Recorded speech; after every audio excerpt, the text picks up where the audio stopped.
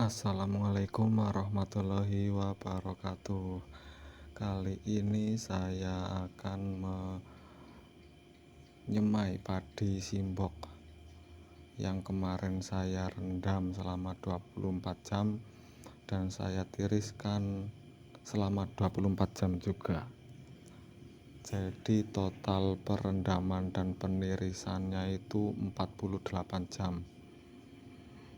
Sebelum saya taburkan atau saya semaikan padinya, saya biasanya itu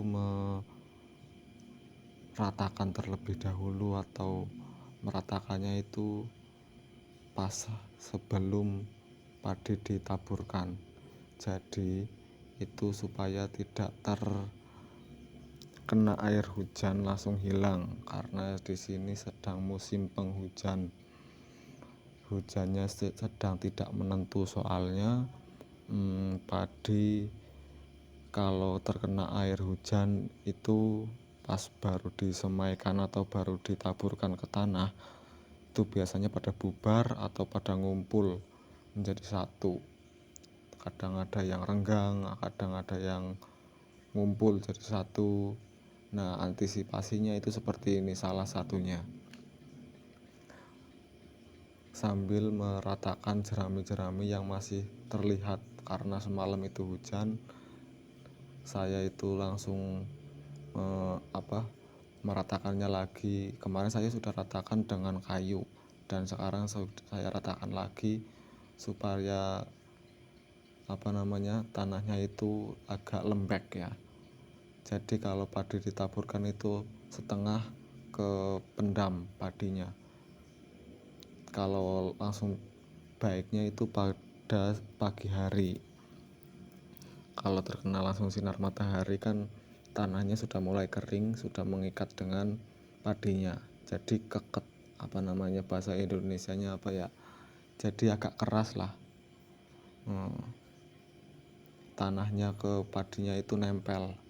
Tapi kalau sekarang diratakan, besok ditaburin, kan otomatis tanahnya itu keras dulu, jadi padinya itu pada di atas.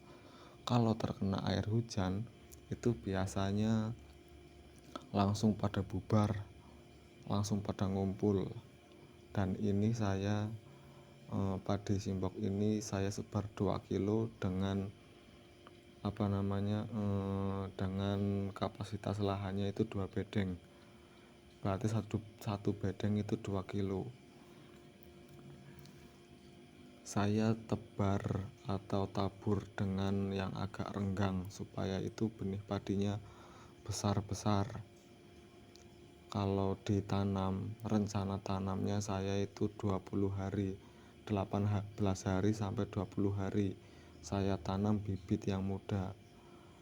Tanamnya itu satu-satu. Karena saya tanamnya satu-satu, saya taburnya itu agak renggang. Jadi saya beri lahan yang cukup luas.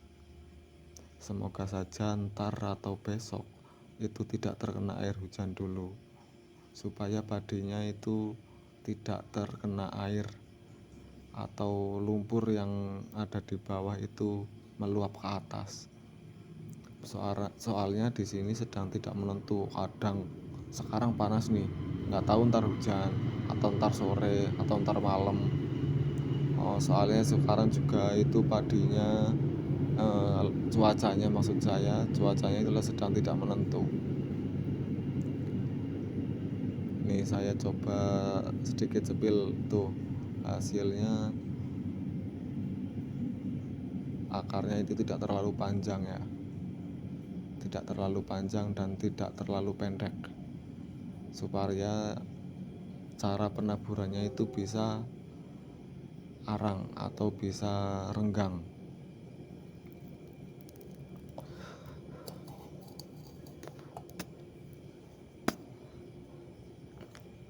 Kalau kalau akarnya itu sudah terlalu panjang, itu susah untuk ditaburkan, pada nempel satu sama lain. Kalau sedikit pendek, minimal kalau saya itu paling 3 mili kurang lebihnya itu 3 mili, tidak ada setengah senti. Akarnya itu jadi masih gampang untuk ditaburkan. Dan kalau padi simbok ini saya baru tanam. Padi simbok ini saya tanamnya satu-satu. Rencana saya itu satu-satu supaya itu anakannya itu bisa maksimal. Saya tanam bibit yang muda. Kebanyakan dan mayoritas di sini itu tanam padinya itu di atas 20 HSS atau di atas 20 hari setelah semai. Mayoritas petani di sini umumnya itu di atas 20 HSS. Kadang ada yang sampai 27 untuk di lahan yang rawa, di lahan yang airnya cukup banyak, susah untuk surut karena untuk mengatasi hama keong. Ya kalau sekarang sih banyak obat keong ya. Obat keong banyak berbagai macam produknya itu. Tapi kalau dibikin secara simpel, kita tanam bibit yang tua untuk mengatasi hama keong. Tapi kalau hama keong saya insya Allah aman. Saya sudah antisipasi sebelum saat tanam besok. Kita semprot dulu atau kita obat dulu sebelum tanam. Jadi keongnya itu sudah netral, baru kita tanam satu-satu, insya Allah aman. Untuk hasil anakan yang lebih banyak itu biasanya saya tanam bibitnya yang muda, terus ruang hidupnya itu yang longgar.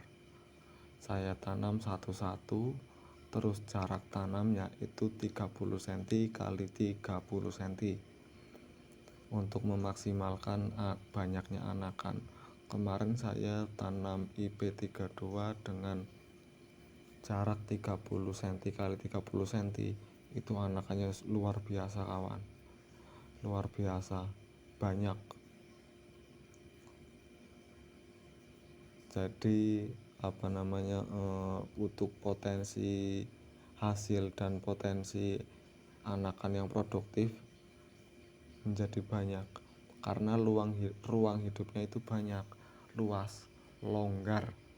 Coba kalau kita duduk di satu ruangan atau berada di satu ruangan dengan satu orang, contohnya kita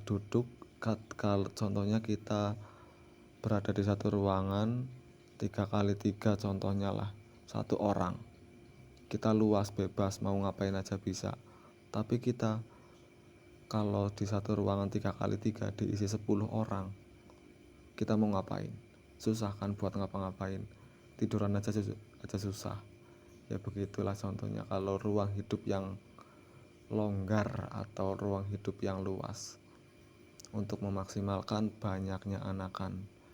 Nah di sini saya langsung kasih plastik untuk pelindung dari hama tikus. Masih manual ya, dari cara pengamannya masih pakai plastik begini, terus digapet atau dijepit pakai bambu. Dan ini saya melakukan sendiri harusnya itu di pagi hari. Kalau siang hari itu banyaknya angin, jadi susah kalau sendiri.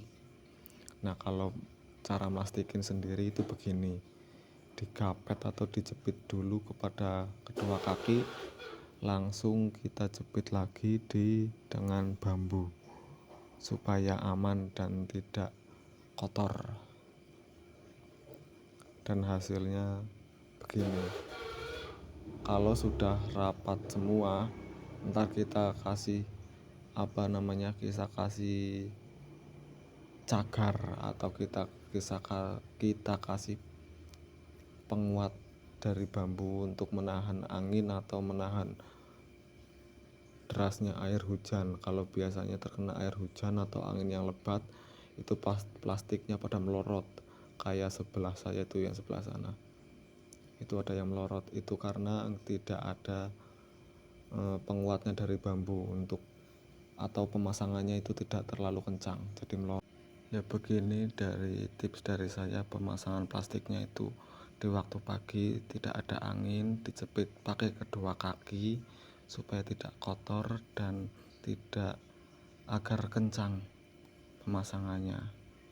Terima kasih dari saya. Wassalamualaikum warahmatullahi wabarakatuh. Salam dari petani Jawa Tengah, Banyumas, Sumpyuh, Nusa Dadap Pandak. Terima kasih.